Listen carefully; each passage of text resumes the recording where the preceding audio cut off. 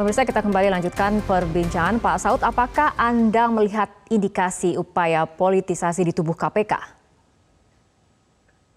Itu udah sangat ini ya, kasat mata ya.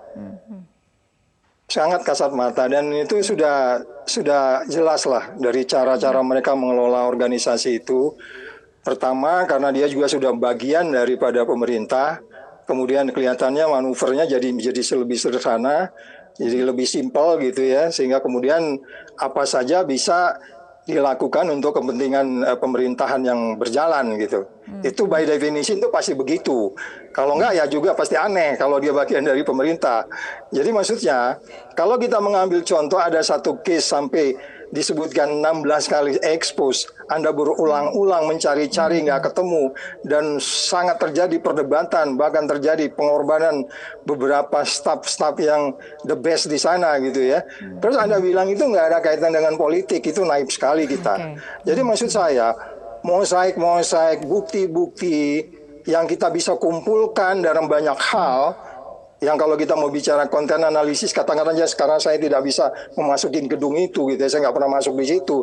Tapi berita-berita yang muncul, segala bentuk berita yang bisa kita simpulkan, ada keraguan bahwa politicking itu sedang terjadi di sana. Baik, Pak Saud, apakah kemudian salah satu soalnya bisa kita lihat mengenai upaya dugaan penjagalan Anies Baswedan sebagai capres, mulai kasus dugaan korupsi Formula E yang melibatkan Anies sebagai gubernur pada saat itu. Tapi sebelum membahas ini, kita simak terlebih dahulu pernyataan dari Anies soal bantahan korupsi Formula E. Mas Anies, Anda korupsi nggak di Formula E? Jawaban Anda apa? Tidak. Tidak korupsi. Anda punya keyakinan bisa membuktikan kelak kalau ada orang yang ingin atau yang membawa bukti-bukti? Tidak ada korupsi sama sekali. Saya tidak melakukan korupsi dan itu bisa dilihat dari semua laporan yang ada.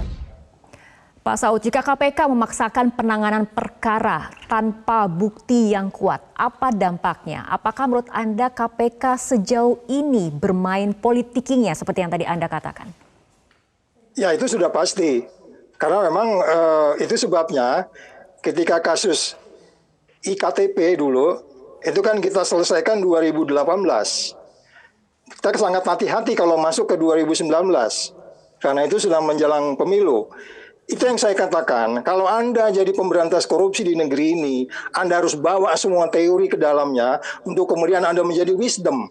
Ini yang nggak wisdom sama sekali, bahkan menjadi lebih konyol ketika Anda tidak memperhitungkan segala hal yang dalam banyak penilaian, bahwa target Anda pun itu sebenarnya lemah untuk menjadikan sebuah proses yang bisa masuk ke tingkat penyidikan.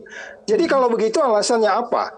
Saya sudah jelaskan di beberapa tempat, saya dalami kasus itu, bahkan bagaimana mulai dari pelaksanaannya sampai kemudian mulai dari perencanaan pelaksanaan, di tengah ini penunjukan audit dan pertanggungjawaban setelah koordinasi, sehingga tidak ketemu mens rea, apalagi actus reusnya, apalagi kemudian kerugian negaranya.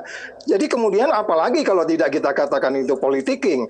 Memang ini bisa jadi analisa salah, tapi mari buktikan dengan benar. Tapi kalaupun dipaksakan, saya pikir akan ada disaster besar di negeri ini. Kemudian terkait mengenai Dewas sendiri, ketika kemudian beberapa perkara etik kemudian terkesan menguap begitu saja, ini kembali pada kewenangan Dewas yang terbatas atau memang jangan-jangan betul ada dugaan Dewas KPK ini melindungi pimpinan KPK? Iya, mereka kan jelas taking side. Ambil aja dua kasus yang sama-sama dua pimpinan yang saya sebutkan tadi. Untuk kasus yang sama.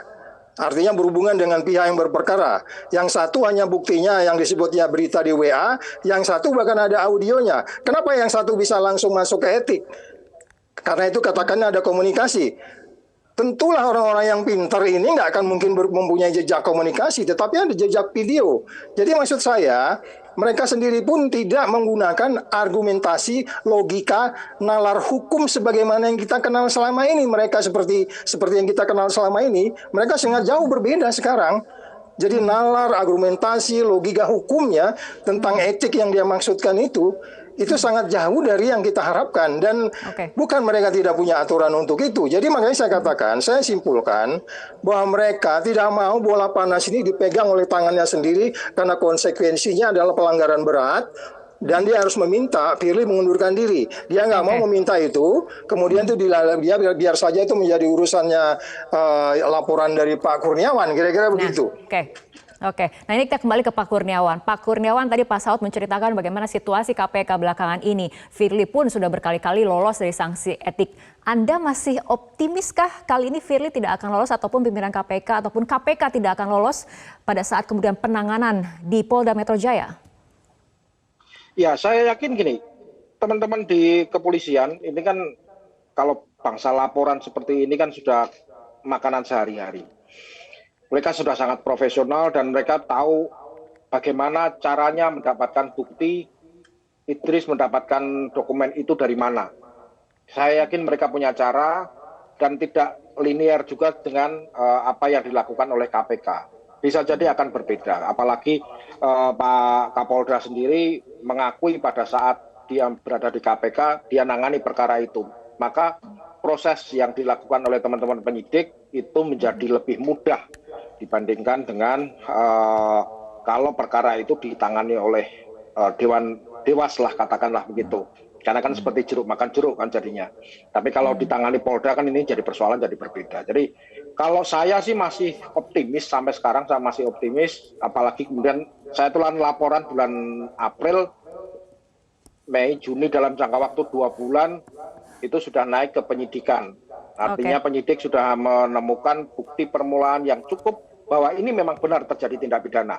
Soal nanti siapa tersangkanya itu proses selanjutnya lah. Tapi setidaknya dalam jangka waktu 2 bulan bisa naik penyidikan, bagi saya itu sudah langkah maju dan saya mengapresiasi lah pekerjaan dari apa yang dilakukan oleh teman-teman penyidik di Polda Metro. Baik, kita tunggu bagaimana perkembangan proses hukum dari penyidik Polda Metro Jaya. Terima kasih Pak Kurniawan dan juga Pak Saud telah berbincang bersama kami malam hari ini dalam Prime Time News.